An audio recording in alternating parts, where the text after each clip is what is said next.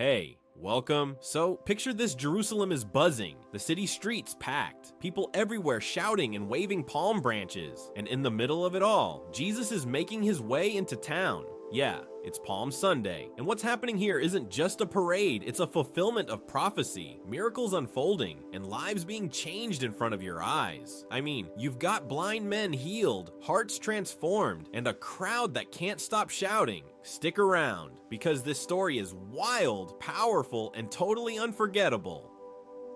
Okay, so let's dive into this part.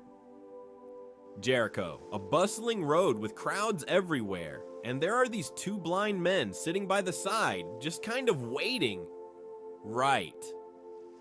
And then they hear the commotion, all this shouting and excitement, and they ask, wait, what's going on? Who is this? And someone tells them, it's Jesus of Nazareth. Immediately, their hearts must have leapt.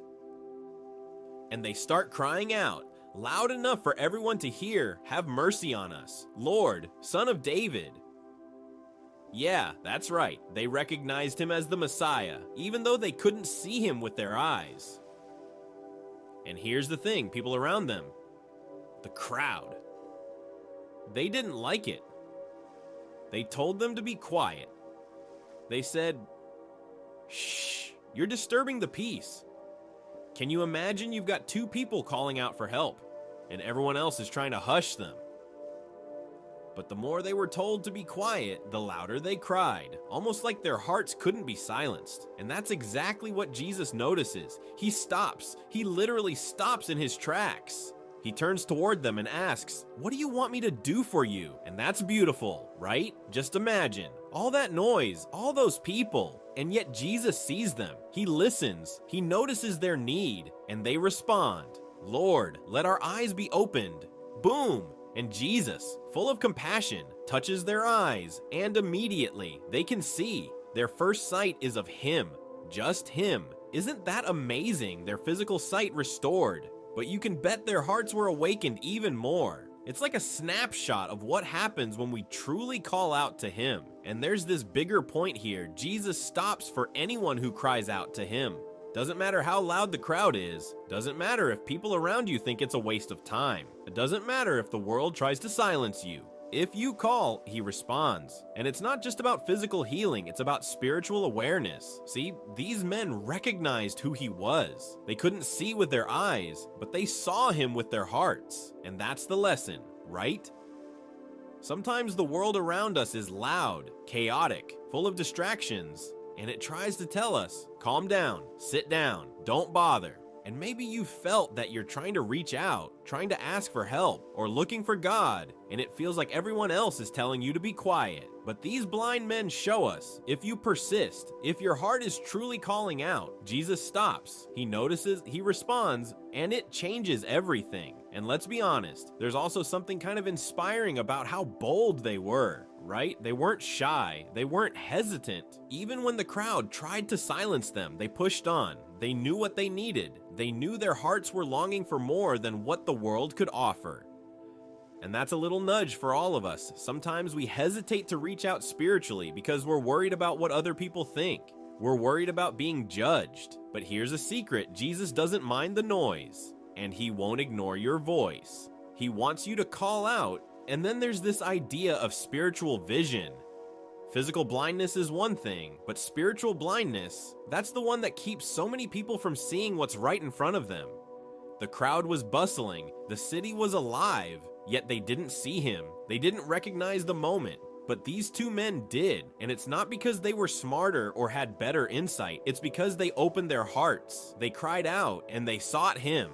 That's what spiritual awareness really is. And it's kind of humbling, honestly. It shows that you don't need a perfect understanding. You don't need a perfect life. You don't need everyone around you to agree or understand. You just need to reach out, and he responds. And once he responds, life changes. I mean, their sight was restored, yes, but more importantly, their lives were transformed. They followed him after that. Their hearts had been awakened, their souls stirred, and they became part of the journey with Jesus, walking in his presence, seeing the world differently than before. And that's exactly what happens when we open our hearts and call out, right?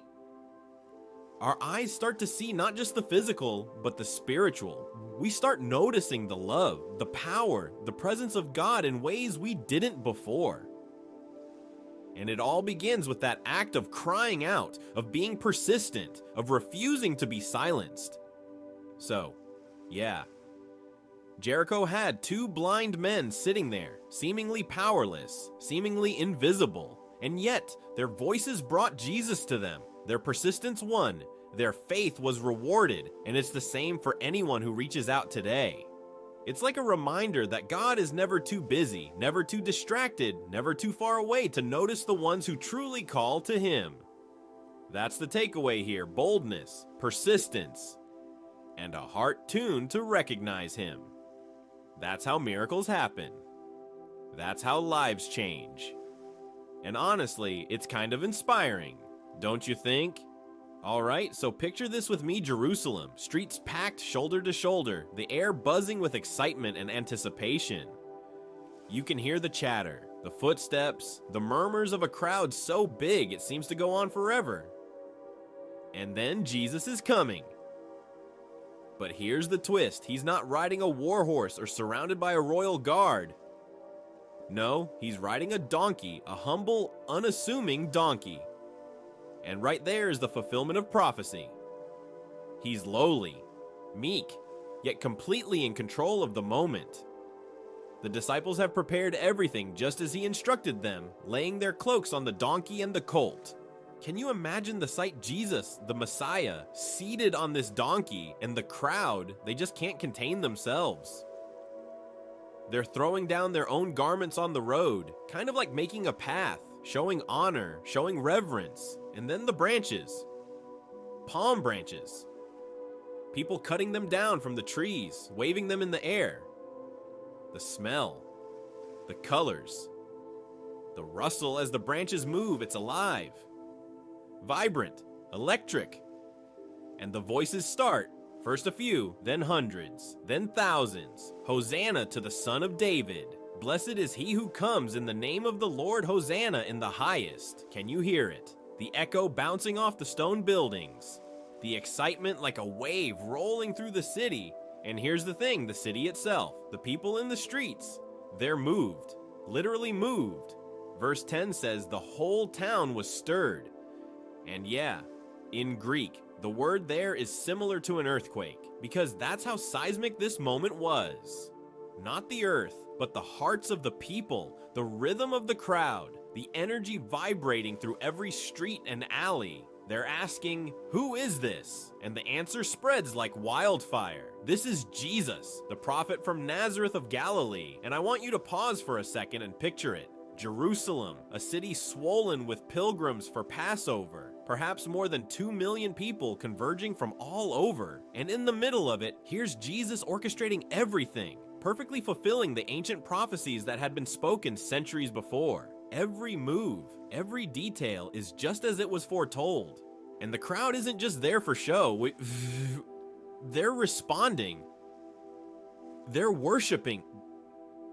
They recognize Him, some instinctively, and some because their hearts are stirred in a way that makes them cry out. And it's this mingling of awe, joy, and anticipation that gives you chills. And it's fascinating, really, to think about what Jesus is doing. Like, He's not just making a grand entrance to impress the city or start a movement. No, He's signaling something far deeper. He's the King, but His kingdom is not about earthly power or force. It's about humility, about grace, about showing the world that real authority looks different. And the people, they get to witness it firsthand. They're part of this living prophecy, part of the fulfillment of promises made long ago.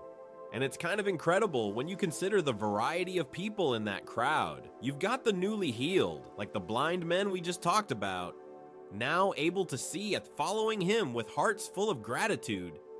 You've got people like Zacchaeus, who are coming down from trees, hearts ready to be transformed. You've got the curious, the skeptics, even some who are just caught up in the excitement, asking questions, trying to understand, and all of them, in that moment, are caught in this tidal wave of worship. The garments, the branches, the shouting, they're not just theatrics, they're symbolic, an act of recognition, of honor, of submission to the one who is truly King. And think about it, the crowd didn't need an explanation, didn't need someone to lecture them on who Jesus was. They responded instinctively. No, the spirit, the moment, the story itself moved them. And here's the subtle but crazy part: this isn't just random chaos. There's intention behind every move. Jesus has sent the disciples ahead to get the donkey and the colt. He's orchestrating this entrance exactly to fulfill the prophecy from Zechariah 9:9. Behold, your king comes to you, humble and riding on a donkey, on a colt, the foal of a donkey. Everything lines up perfectly. It's a perfect storm of divine timing, human response, and prophetic fulfillment. And as they enter the city, the magnitude hits you. Jerusalem is alive, a sea of people. Every shout, every palm branch, every garment on the road amplifying the moment. And the reactions aren't uniform. Some are praising, some are questioning, some are silently watching, but everyone is affected. And that's the thing about truly transformative moments, they don't leave you unchanged. Even the skeptics, even those unsure, feel the weight of what's happening. And imagine the streets, the echo of Hosanna in the highest, reverberating off walls, bouncing between houses, stirring hearts that have long been waiting for a savior, even if they didn't know it yet. And I love that the text doesn't just stop there. It tells us the city was moved. People were asking, recognizing, witnessing the extraordinary. And you can feel that movement, not just physically, but spiritually, metaphorically. It's like the whole city is part of the moment, part of the story, whether they realize it or not. And here's a thought: you know how sometimes we underestimate the impact of what we see in the moment? Well, this was an epic example of that. What seems small, a donkey, a humble king, some branches on the road, becomes the stage for a massive spiritual declaration. A visual sermon, if you will. And every element, the donkey, the garments, the palms, the shouting is a lesson. Humility is power. Worship is action. Recognition matters. Hearts are stirred when truth is seen. And that's what Palm Sunday is really about. It's not just a historical event. It's an invitation to witness, to respond, to be part of a story bigger than ourselves. It's about understanding that Jesus isn't just passing through. He's stepping into the center of our lives, calling us to see, to follow, to worship. And the crowd, with all its variety, reminds us that this invitation is for everyone: the healed, the curious, the lost, the faithful, the doubters. Everyone is invited to lay down what they have, to honor, to celebrate, to cry out, Hosanna. And as you picture the scene, I want you to imagine being in that moment, part of that living, breathing, shouting crowd, feeling the energy, the noise, the joy, the anticipation, knowing that what's happening isn't just spectacle, it's history in motion, prophecy fulfilled, and hearts forever changed. And the echo of that moment, the sound of all those voices, the palms waving, the garments on the road, it's still calling to us today, inviting us to recognize Him, to respond, to be part of the story that's bigger than any of us. That's Palm Sunday. That's the triumphal entry. And it's as vivid and alive now as it was then. Alright, so let's talk about Zacchaeus. Now, this guy, he's not exactly the most popular person in town. He's a tax collector, right? And back then, that meant he was working for the Roman government, collecting taxes from his own people, often taking more than he should, and let's be honest, probably keeping some for himself. So, naturally, people weren't thrilled with him. He had a reputation, a big one, and most of the town probably saw him as, well, kind of a crook. But here's the thing: he wanted to see Jesus, really see him. He'd heard all the stories, the miracles, the teachings, and he had this curiosity, this pull, something in his heart saying, I need to see this man. Now, Zacchaeus is described as a small man, and the crowd imagine it, packed streets during Passover. He just can't see over the people. He can't get a clear look at Jesus, no matter where he stands. And I can just picture him pushing through, trying to see, and then realizing it's hopeless. And here's where it gets kind of funny. He spots a sycamore tree. Yeah, a tree, and he climbs up, not a little step. Full on climbs this tree because he's determined. He's thinking, if I have to get above everyone, I'll do it. I need to see him. And from up there, he finally sees Jesus coming down the road. But then something incredible happens. Jesus looks up. Yeah, he actually looks at Zacchaeus and says, "Zacchaeus, come down immediately. I must stay at your house today."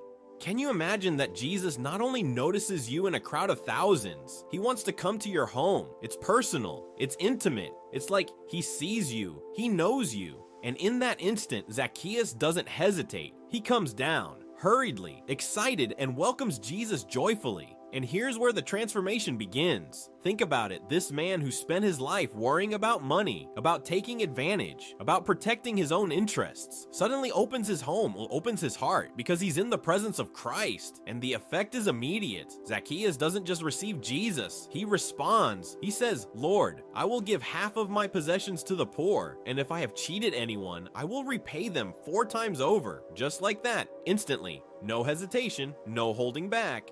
It's like a switch flips in his heart. Why? Because he's encountered the one who changes everything.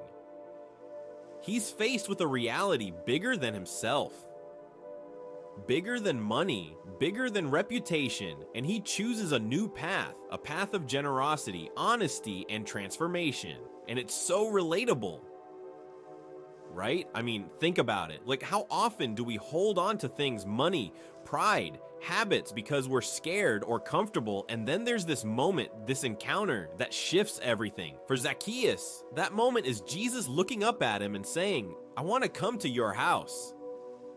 And suddenly, his priorities, his values, his entire life are realigned.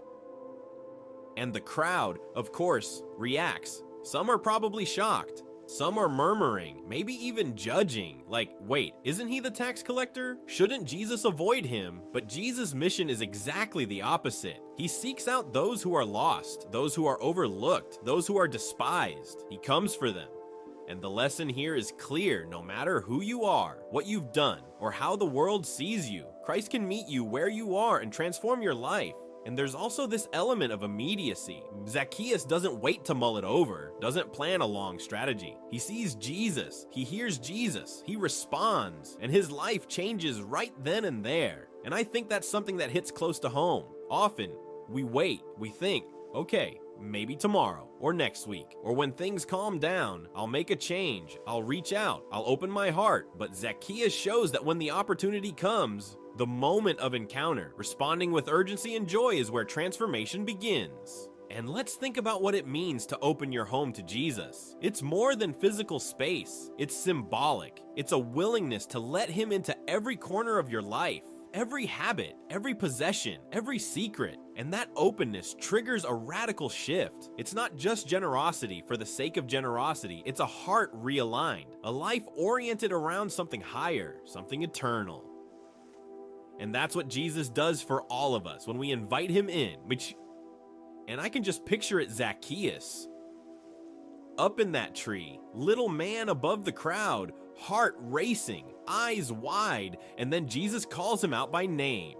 It's personal, isn't it? Not, hey, tax collector, not, hey, random guy, but Zacchaeus. And in that moment, everything changes. That name, that recognition, that invitation, it's the catalyst for a miracle, for a complete life transformation. And the beauty of the story doesn't stop there. It's a reminder that transformation often looks like action. Zacchaeus doesn't just feel good, he does something. He commits to righting wrongs, to giving back, to living differently. The change is both internal and external. And it's all because of the encounter with Jesus. It's a perfect example of the power of Christ to not only heal, not only forgive, but to completely reorder priorities, to ignite generosity, and to turn a life around in a moment. And it's relatable because, like Zacchaeus, we all have areas in our lives that need that kind of radical change. Maybe it's habits, maybe it's relationships, maybe it's priorities or attitudes. The story invites us to consider, are we willing to be found, to be seen, to invite Christ into our homes and hearts? Are we ready for immediate transformation? Because that's the kind of encounter that Zacchaeus experienced. And it's the same for anyone today who responds in faith. And I love that the story also shows the joy in responding. Zacchaeus didn't just grudgingly comply. He welcomed Jesus joyfully. There's excitement, eagerness, celebration in his response. And that's a key part of transformation. When we truly meet Jesus, our hearts can't help but overflow with joy. And finally, there's the bigger picture Jesus came to seek and save the lost. Zacchaeus is a perfect illustration of that mission. A man despised by society, yet sought out, noticed, and completely transformed. It's powerful, it's personal, and it's a story that reminds us all that no one is beyond reach, no one is too far gone, and that real change starts the moment we open our hearts to him. So, Zacchaeus, up in that sycamore tree, he's not just a story from the past. He's a living example of what happens when Jesus calls. When we respond, and when a life is radically, joyfully transformed. Okay, let's step into the story of Lazarus, and honestly, it's one of the most powerful moments in the Gospels. Lazarus, a man whom Jesus loved, John, makes that point clear from the start. And when I say loved, I mean it in a deep, personal way. This isn't just a casual friendship, but Jesus knew him, spent time with him, cared about him deeply. So when Lazarus got sick, his sisters Martha and Mary sent word to Jesus, "Lord, the one you love is sick." You can imagine the worry, the fear, the urgency in that message. But here's where it gets interesting. Jesus didn't rush immediately. He waited. 4 days, can you believe it? 4 days while Lazarus lay sick, and the sisters probably wondered, why isn't he coming? And yet, Jesus had a bigger plan. When he finally arrives, Lazarus has already died and been in the tomb for 4 days. The scene is tense, the grief, the mourning, the heartbreak, it's palpable. And when Martha meets him, she's honest, vulnerable, frustrated even, saying, "Lord, if you had been here, my brother wouldn't have died." And Jesus, in his calm, reassuring way, tells her, "Your brother will rise again." And Martha, thinking naturally, says, "I know he will rise on the last day." And Jesus says something incredible, "I am the resurrection and the life. He who believes in me, though he dies, yet shall he live. Do you believe this?" Wow, that's a heavy question, right? It's both comforting and challenging.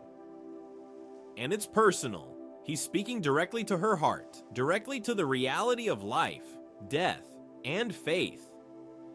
And then we see Mary also grieving, approaching, weeping, and Jesus, seeing her sorrow, is moved deeply. He weeps, real tears. The Bible tells us he loved Lazarus. And here's the thing, Jesus' tears show us something profound about his heart. Even though he knows he's about to perform one of the greatest miracles ever, he still feels the pain, the loss, the sorrow of those he loves. He identifies with human grief. He understands our heartbreak. And that's part of the beauty of this story. His power and his compassion are inseparable.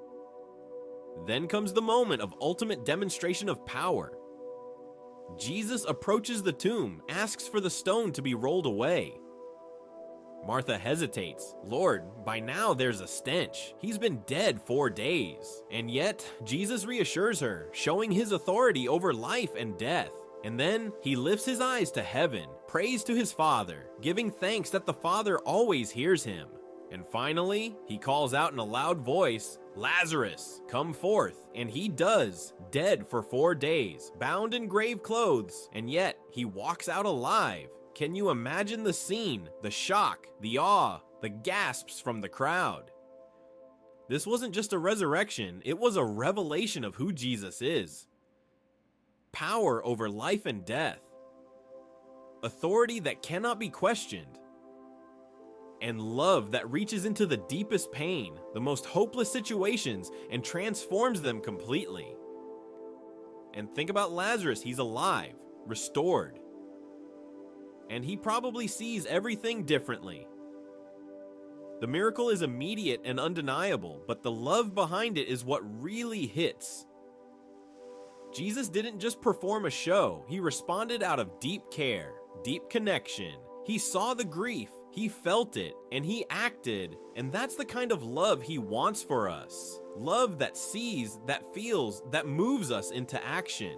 And the story doesn't just end with the miracle itself. There's the ripple effect. Mary, Martha, the mourners, the community. Everyone witnesses the power and the love of God tangibly, and it leaves a mark, a testimony. It's a narrative that shows us the personal side of Jesus' ministry. He loves individuals deeply. He notices the ones who are hurting. He invites us into that love, too. And there's something else I love about this story. It's not just about resurrection in the physical sense, though that's incredible. It's also about spiritual awakening. Just like Lazarus came out of the tomb into life, we are invited to come out of spiritual death into life in Christ. And it's immediate. You respond. He calls, and life is transformed. And it's also about trust. Think about Martha and Mary waiting, grieving, confused, unsure why Jesus didn't come sooner. And yet, when he acts, their faith is rewarded. It shows that even when we don't understand, even when we feel like help is delayed, God's timing is perfect and his love is unfailing. And the story is relatable, too. We all know grief, loss, waiting, and wondering if help will come. Lazarus' story gives us hope that no matter how impossible a situation seems, no matter how long the wait, God's power and love can bring restoration and life. And there's this beautiful interplay between grief and joy in the story. Tears, mourning, sadness, and then awe, celebration, and new life. It mirrors life in so many ways, times of despair, of feeling stuck, of loss, and then the breakthrough, the unexpected, the miraculous touch of love that changes everything. And in that moment, the depth of Jesus' love is on full display. It's intimate, personal, powerful, and transformative. He didn't just raise a man, he showed that his love is active, responsive, and life-giving. And for us today, it's an invitation to trust that same love, that we too can be transformed, restored, and called into new life through him. And we can see in this story the kind of love Jesus wants us to experience, not a distant, abstract love, but a hands-on, heart-touching, life-changing love. Love that enters our pain, sees our struggles, responds to our needs, and brings new life. And I love picturing it, the joy, the awe, the gratitude of Lazarus' sisters, the shock of the crowd, and the quiet, powerful presence of Jesus standing there, fully in control, fully compassionate, fully loving. It's a reminder that power and love are not opposed in God, they're intertwined. The greater the power, the deeper the love, and it's personal. Jesus knew Lazarus by name. He knew the people around him. He knew their hearts, and his response was tailored, intimate, and powerful. And that's how he treats us too. Personal attention, deep love, transformative power. And this story leaves us with a hope that's beyond words, that even in situations that feel final, impossible, hopeless, Jesus can and will act, that his love is constant, that his power is real, and that we too are invited to trust, to believe, and to experience that life-giving love ourselves. And it's reflective too, isn't it, when we think about Lazarus? We can't help but reflect on our own lives, the places we feel dead, stuck, or hopeless. And the story reminds us that those places are exactly where Jesus wants to come in, where his love can make the impossible possible, and where his power can breathe new life. And finally, it's about relationship. Lazarus wasn't just a miracle, he was loved, deeply, personally, faithfully, and we too are loved in the same way. So as we walk through life, facing loss, heartbreak, fear, or despair, we can remember this story, remember the depth of Jesus' love, and trust that he sees us, he knows us, and he is able to bring life where there seems to be none. All right, let's talk about Mary. Not Mary, the mother of Jesus, but Mary of Bethany, the sister of Martha and Lazarus. Her story is so beautiful because it's all about devotion, focus, and love. Picture this: Jesus is there in the house, a crowd surrounding him, people coming and going, the noise, the chaos, the commentary from those watching, and Mary, she doesn't care. She's not distracted by what others think or what's happening in the background. She sits at Jesus' feet, just sits there, listening, learning, soaking it all in. That simple act is profound. Sitting at his feet, she's acknowledging him as teacher, Lord, Savior. She's giving him her full attention, her heart completely engaged. And that's something that really stands out. Because if you look around at the crowd, most people are doing all sorts of things. Some are trying to impress, some are just observing, some are busy with their own agendas. Even Martha is bustling about with preparations, trying to make everything right. But Mary, she's focused on the most important thing, the relationship with Jesus. And then comes the moment that really cements her devotion.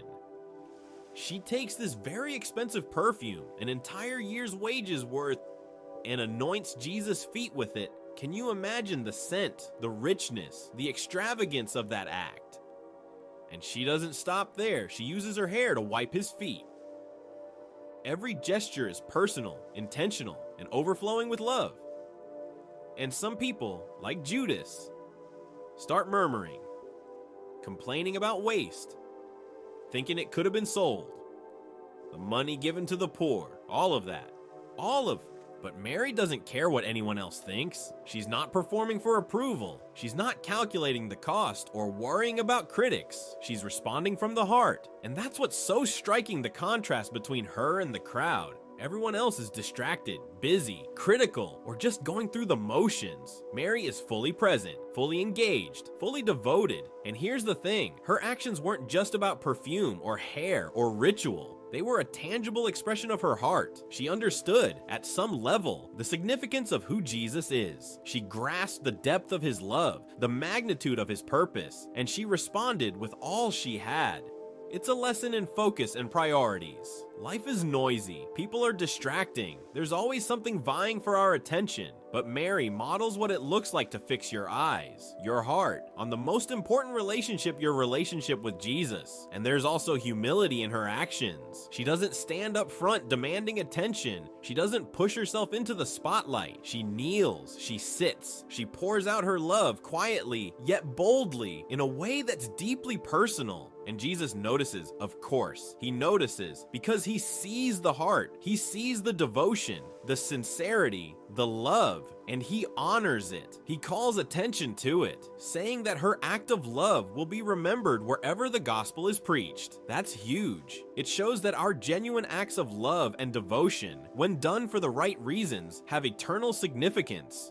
And think about her relationship with him. She doesn't just see him as a miracle worker or a teacher. She's not focused on the spectacle. She's focused on him, on the relationship, on intimacy, on listening, on understanding. Every act she does, every gesture, flows from that perspective, and it's personal. Mary's not performing for the crowd, not checking the reactions of others. She's fully immersed in her connection with Jesus. And that's the beauty of this story. It challenges us. How often are we like the crowd, busy, distracted, concerned with appearances, or waiting for someone else to validate our devotion? Mary shows us what it looks like to prioritize him above everything else.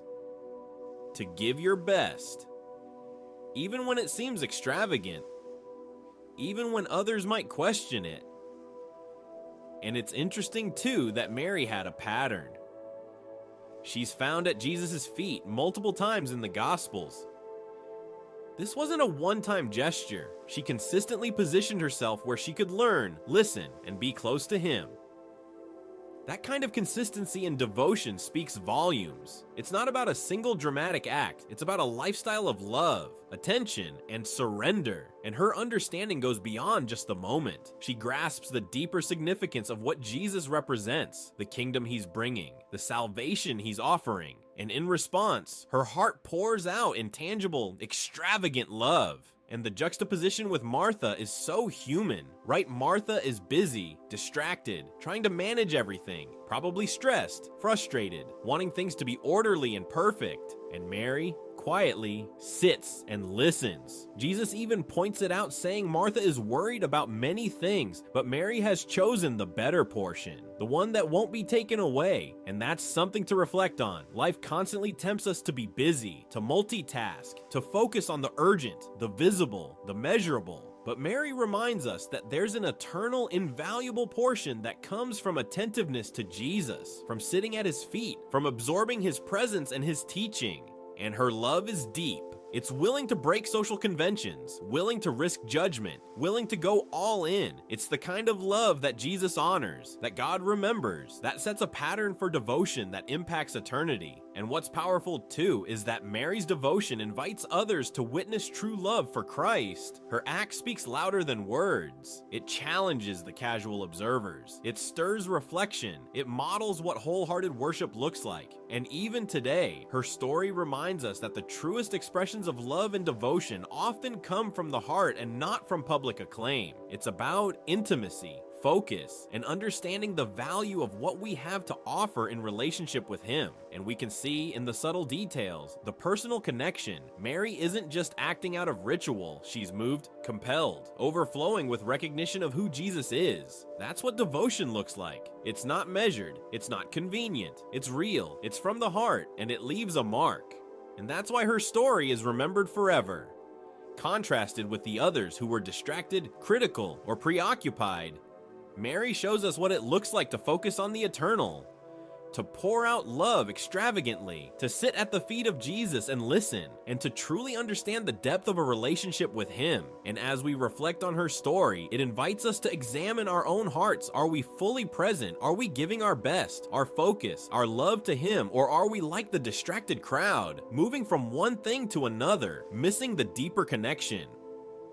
Mary's devotion is a model, a warm, powerful example of surrender, focus, and love. And the beauty is, this isn't just ancient history, it's a template for us today. We can sit at His feet, pour out our love, focus on Him, and experience that same intimacy, that same recognition, that same impact that Mary experienced. Her story is personal, intimate, and transformative, and it invites us all into a deeper, richer relationship with Jesus, marked by devotion, attentiveness, and overflowing love. Okay, so now let's zoom out a bit and look at the bigger picture.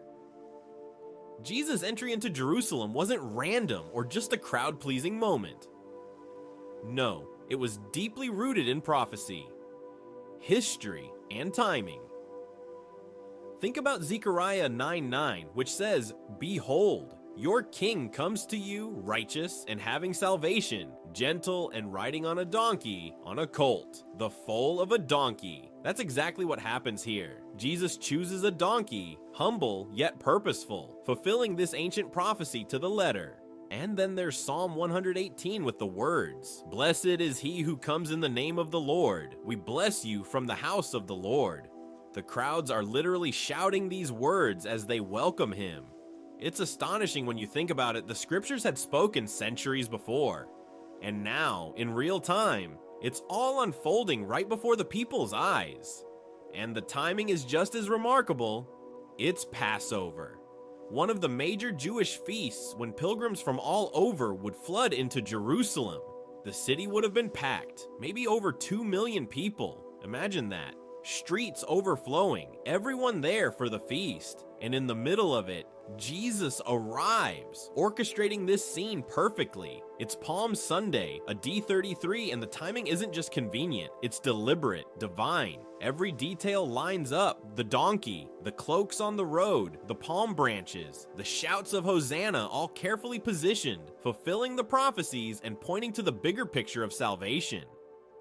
And here's the cool part, this isn't just about checking boxes. It's not like, oh, prophecy fulfilled, next topic. No, it's alive, vibrant, and deeply meaningful. Jesus is showing the people who He really is: the Messiah, the one who brings salvation, the one who fulfills God's promises. And it's layered. On one hand, it's historical. The people in the crowd are witnessing the fulfillment of things spoken long ago. On the other hand, it's spiritual. The significance goes far beyond the moment. It's about God's plan for salvation, about opening eyes and hearts to recognize the King. And there's this rhythm to it, right? The crowd, the city, the timing, the feast, all of it interacting perfectly with Jesus' actions. The Passover context is crucial because it's the week when the city is already anticipating something: freedom, deliverance, redemption. And Jesus steps into that expectation and fulfills it, but in a way that's far more profound than anyone could have imagined. He's not coming to overthrow a government or start a rebellion. He's coming to fulfill God's plan, to offer salvation, to demonstrate what the kingdom of God looks like: humble, righteous, loving, and powerful in ways that defy human expectation. And when you think about it, the people shouting Hosanna, waving their palm branches, laying down garments, they're participating in a prophecy they probably don't even fully understand. Their actions are echoing ancient words, their hearts stirred even if they can't grasp the full depth. And that's kind of amazing because it shows how God's plan moves through both the intentional and the seemingly unaware. Everyone in that moment has a role Jesus orchestrating, the crowd responding, the city witnessing, all aligning with the divine timeline. And I love that this wasn't just a one-time spectacle, it was the opening act of a pivotal week in the life of Christ, leading up to the crucifixion and resurrection. The historical markers, the prophetic fulfillment, the spiritual significance, they all converge in this moment, and it challenges us to see beyond just the surface. When we read about Palm Sunday, it's easy to picture the palms and the shouts and think, oh, that's nice. But there's so much depth. There's prophecy coming alive. There's history intersecting with divinity. And there's a spiritual invitation to recognize Jesus as the Messiah, the one who brings salvation. And the timing AD 33 Passover week is also important because it roots the story in real human history. This isn't a myth, a legend, or a distant allegory. Well, this is a specific moment, a specific time and place where God's promises unfold in a tangible, visible way. And that's the beauty of it, the prophecies, the Psalms, the timing, they all work together to show that Jesus is exactly who he said he is, exactly what the scriptures predicted, and exactly the answer the world has been waiting for. And the spiritual significance hits us personally too, because just as the crowds welcomed him into Jerusalem, he's inviting us to welcome him into our own lives. Just as prophecy was fulfilled then, he can fulfill the promises of hope, salvation, and transformation in our hearts today. And the historical, spiritual, and prophetic layers all come together to show a God who is both sovereign and personal, orchestrating events with precision while inviting intimate participation. So when you picture Palm Sunday, think about the donkey, the branches, the garments, the shouts, the timing, the city. It's all part of a bigger story, a story of hope, fulfillment, and the arrival of the long-awaited King who brings salvation, not just for the moment, but for eternity. Alright, let's wrap up with some final reflections. And this is really important because it's about staying spiritually alert, keeping our love alive, and responding to Jesus, especially in these last days. You know, Jesus talks about this in Matthew 24, warning that there will be times when people's love grows cold, when lawlessness abounds, and the world feels chaotic. And honestly, we can see that, right? It's easy to feel overwhelmed, discouraged, maybe even numb to what's happening around us. But Jesus is saying, don't let your heart go cold. Stay awake, stay attentive, stay connected, and it's personal. This isn't just about watching the news or reading headlines. It's about examining your own heart, your own priorities, and making sure that love for God, the love that fuels our faith and action, is alive and growing. It's about recognizing when distractions, busyness, or the crowd are pulling you away from the focus that really matters. And here's the thing, being spiritually alert doesn't mean being perfect. It means being intentional, making time to seek Him, to listen, to respond, to not just drift along with the world's patterns, but to cry out, to follow, to engage actively in your faith, because the world will try to quiet us. It will try to distract us, but persistent, heart-focused devotion brings attention from Jesus, just like it did for the blind men in Jericho. And responding to Him in the last days means recognizing the signs, yes, but also taking personal action. And it's not enough to say, oh, I know the world is changing. I know these things are happening. We have to actively choose to love, to serve, to worship, to live in a way that reflects our relationship with Him. And the end times, as Jesus talks about them, are real and serious, but they're also an invitation to deepen faith, to open our hearts, to trust Him more. He tells us to watch, to stay alert, to not let our love grow cold even as the world around us grows chaotic. That's challenging, right? Especially when we see injustice, confusion, or hardship. But the point isn't despair, it's awareness, intentionality, and action. And there's a personal side to this too. What does it mean for you and me today? It means checking in with ourselves. Am I crying out to Jesus when I need him? Am I responding when I hear his voice in the word, in prayer, in quiet moments? Am I letting the distractions of life keep me from focusing on him because the love we show him, the devotion we give, the attentiveness we maintain, they're the things that carry us through uncertain times, that keep our faith alive, that position us to experience his guidance, comfort, and transformation. And it's not just about surviving the end times, it's about thriving spiritually, being rooted in love, and letting that overflow into the lives of others. So even if the world feels like it's spinning out of control, even if there's confusion, fear, or chaos, there's a stability we can hold on to, and that's Jesus. His call is personal, his promise is steadfast, and our response: keep calling out, keep following, keep love alive. Notice the patterns we've seen in the stories from this week.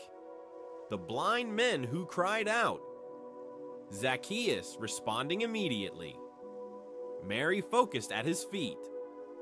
Each of them demonstrates a different way to stay awake, alert, and engaged spiritually. And the common thread: attention, devotion, and heart-level response, and it's practical too.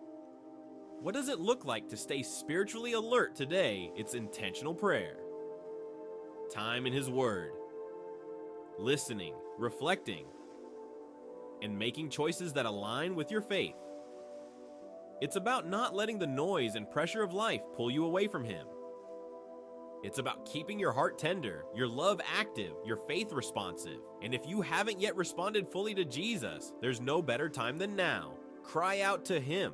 Invite him in. Open your heart and life to his guidance, his love, his transformation, because he will respond. He hears every call, and he will stand still for you, just like he did for the blind men, just like he welcomed Zacchaeus, just like he honored Mary's devotion. So take a moment, reflect, and ask yourself, am I alert? Am I focused? Is my love alive? And if not, what steps can I take today to realign, to call out, to respond? Because this isn't just theory, this is life. Life in Christ, life that's active, responsive, and enduring. And in these last days, the invitation is clear: stay awake, keep love alive, respond to Jesus, and trust him to guide, protect, and transform your life in ways that are powerful and personal. It's not too late. It's not beyond your reach. And the reward is the fullness of life that comes from a relationship with him. Alive and vibrant, even in the midst of a changing world. So let's keep our hearts open, our eyes alert, our love active, and our hands ready to respond, because the time is now, and the opportunity to grow, to love, and to follow is right here in this moment. So, as we wrap up, take a moment to think about your own journey. Palm Sunday reminds us that calling out to Jesus changes lives, that following him leads to transformation, and that love for him grows when we stay close, attentive, and devoted. Every act of faith, every moment of focus matters. And if this story inspired you even a little, go ahead and give a like, maybe subscribe, and stay connected for more reflections that help us walk closer with him each day.